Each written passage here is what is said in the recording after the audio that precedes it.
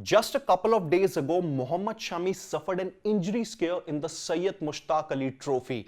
But then the good news is that he was able to get back on his 2 feet and resume bowling, and at the very same time he completed his full quota of overs. Now Shami has been going from strength to strength as far as his fitness and bowling performances are concerned for Bengal, not just in the Syed Mushtaq Ali tournament but also in the one-off game that he played for them in the Ranji Trophy this season.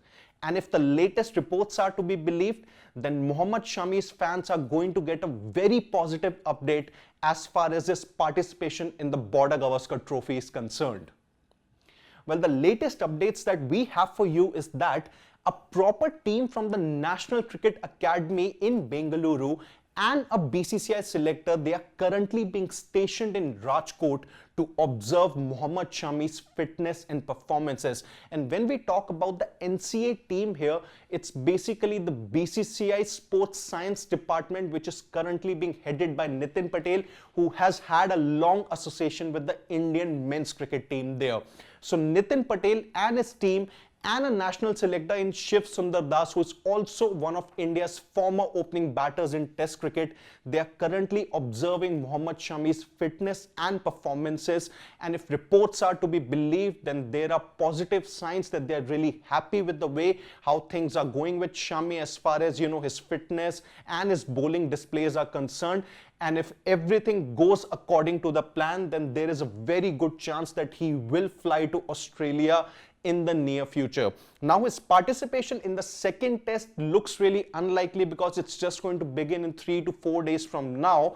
And at the very same time, he's currently featuring in the Syed Mushtaq Ali Trophy. So maybe the selectors, the NCA team and even the BCCI, they are going to have a look at his fitness in the next few matches also before they take a call on his potential participation in the high voltage Border-Gavaskar Trophy.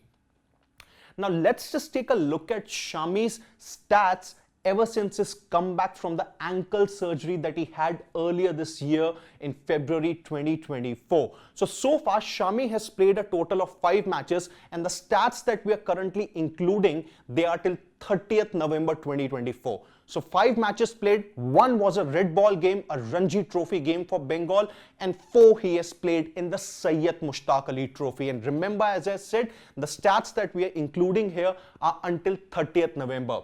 In the one-off Ranji game that he played for Bengal, he delivered a total of 43.2 overs and took a total of 7 wickets across the 2 innings. So which means that he bowled 43 overs in that Ranji game, and the remaining 15 odd overs he has bowled in the Syed Mushtaq Ali T20 tournament for his domestic side Bengal. And overall he has taken a total of 11 wickets. While he did have some discomfort in his back a couple of days ago in a Syed Mushtaq Ali game, but then the positive update was that he resumed bowling and he completed all his 4 overs. So far his stats are encouraging, fitness is encouraging, and there's a good chance that he might fly to Australia in the near future.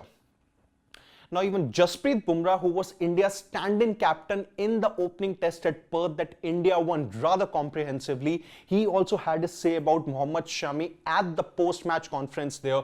Bumrah said that Shami is an integral part of the team.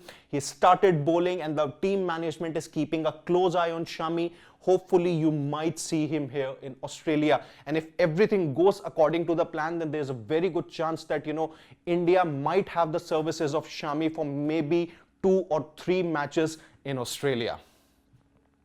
Now, what does Shami's possible participation or his potential call-up for the BGT, refer to, or at the very same time, what we can probably infer from that?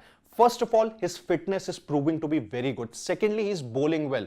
Now, if he is really called up to India's squad, now what would it really mean for the likes of, Jasprit Bumrah and company?